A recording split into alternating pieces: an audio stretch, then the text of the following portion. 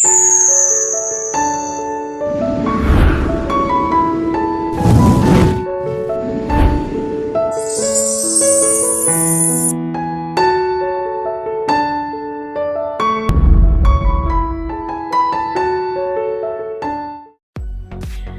Friends, வணக்கம். இன்றைக்கி நம்ம ரொம்ப டேஸ்டியான எல்லாருக்கும் பிடிச்ச பாசிப்பருப்பு பாயாசம் தான் பார்க்க போகிறோம். இது ரொம்ப சீக்கிரம் பண்ணிடலாம். பருப்பு வேகிற டைம் மட்டும்தான், மற்றபடி ரொம்ப ரொம்ப ஈஸி. வாங்க எப்படி செய்யலாங்கிறத பார்க்கலாம்.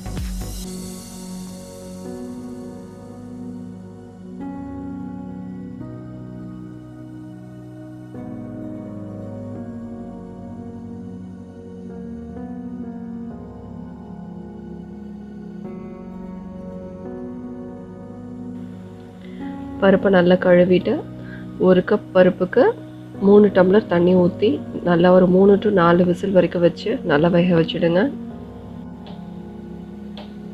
இப்போ 1 கப் வெல்லம் சேர்த்துக்கலாம். வெல்லத்தோட நீங்கள் ஏலக்காயும் சேர்த்துக்கோங்க. ஒரு 4-5 சேர்த்தாலும் ஓகே, இல்லை பவுடர்னாலும் ஓகே தான். 1.5 கப் தண்ணிக்கு வெல்லம் 1 கப் ஆட் பண்ணிக்கோங்க. இது பருப்பு பாயாசம்னால ரொம்ப திக்காக இருக்கும், அதனால நம்ம தண்ணி எக்ஸ்ட்ரா சேர்த்தாலும் பரவாயில்ல, கரெக்டாகிடும். இது வெல்லம் வந்து மெல்ட் ஆனால் மட்டும் போதும், பாகெல்லாம் வரணும்னு அவசியம் இல்லை. பருப்பு நல்லா வெந்துடுச்சு. இதில் அப்படியே வெல்லம் ஊற்றுனீங்கன்னா அங்கங்கே லம்ஸ் ஃபார்ம் ஆகிடும். அதனால ஃபஸ்ட்டு கொஞ்சம் தண்ணி ஊற்றிட்டு நல்லா மிக்ஸ் பண்ணிவிடுங்க. கொஞ்சம் க்ரீம் மாதிரி ஆகிடும். அந்த திக் பேஸ்ட் வந்ததுக்கப்புறம் நீங்கள் கொஞ்சம் கொஞ்சமாக வெல்லம் ஆட் பண்ணிக்கலாம்.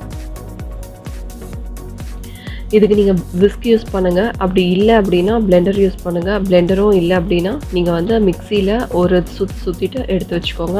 ரொம்ப ஸ்மூத் பேஸ்ட்டாக அரைக்க வேண்டாம். கொஞ்சம் பருப்பு அங்கங்கே இருந்தால் தான் நல்லாயிருக்கும். கரண்டி யூஸ் பண்ணி பண்ணிங்க அப்படின்னா நிஜமாகவே உங்களுக்கு மிக்ஸ் பண்ணுறது ரொம்ப கஷ்டமாக இருக்கும். ஸோ நீங்கள் மிக்சியில் ஒரு சுற்றி எடுத்துக்கோங்க. நீங்கள் ஃபுல்லாக அப்படியே ஊற்றி மிக்ஸ் பண்ணணும்னு நினச்சிங்கன்னா உங்களுக்கு ரொம்ப நேரம் ஆகும். அதுவும் இல்லாமல் பருப்பு அங்கங்கே கட்டி கட்டியாக நிறைய நிற்கும். அப்புறம் சாப்பிடும்போது நல்லாவே இருக்காது. அதனால் கொஞ்சம் கொஞ்சமாக நீங்கள் பண்ணிங்கன்னா உங்களுக்கு ரொம்ப கரெக்டாக இருக்கும் எல்லாமே.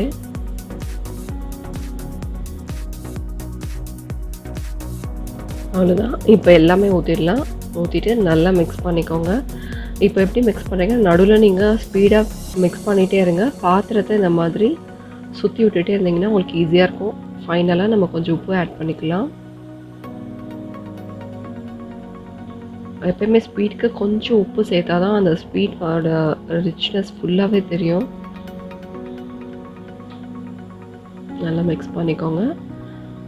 இப்போது நம்ம நெய்யில் கேஷ்யூநட், பாதாம் எல்லாமே நல்லா வறுத்து அதில் கொட்டிடலாம். நெய் இன்னும் வேணுன்னா கூட ஆட் பண்ணிக்கலாம். அவ்வளோதான். இப்போ பாயாசத்தோட நம்ம வறுத்த அந்த முந்திரி எல்லாமே ஆட் பண்ணிக்கோங்க. அவ்வளோதாங்க. நல்லா மிக்ஸ் பண்ணி விட்டிங்கன்னா சூப்பரான பாயாசம் ரெடி. பார்த்தீங்களா, பார்க்கும்போதே செம்மையாக இருக்குது. டேஸ்ட்டும் அட்டகாசமாக இருக்கும். கட்டாயம் இது உங்களுக்கு எல்லாருக்குமே ரொம்ப ரொம்ப ரொம்ப பிடிக்கும். இது நீங்களும் ட்ரை பண்ணி பாருங்கள். ரொம்ப ஈஸியாக முடிச்சிடலாம். எந்த ஒரு பூஜைனாலுமே இதை செஞ்சு வைங்க, ரொம்ப நல்லாயிருக்கும். இந்த வீடியோ உங்களுக்கு பிடிச்சிருக்கும்னு நம்புகிறேன். உங்களுக்கு பிடிச்சிருந்தா லைக் பண்ணுங்கள், ஷேர் பண்ணுங்கள், சப்ஸ்கிரைப் பண்ணுங்கள், கட்டாயம் கமெண்ட்ஸ் கொடுங்க. தேங்க்யூ.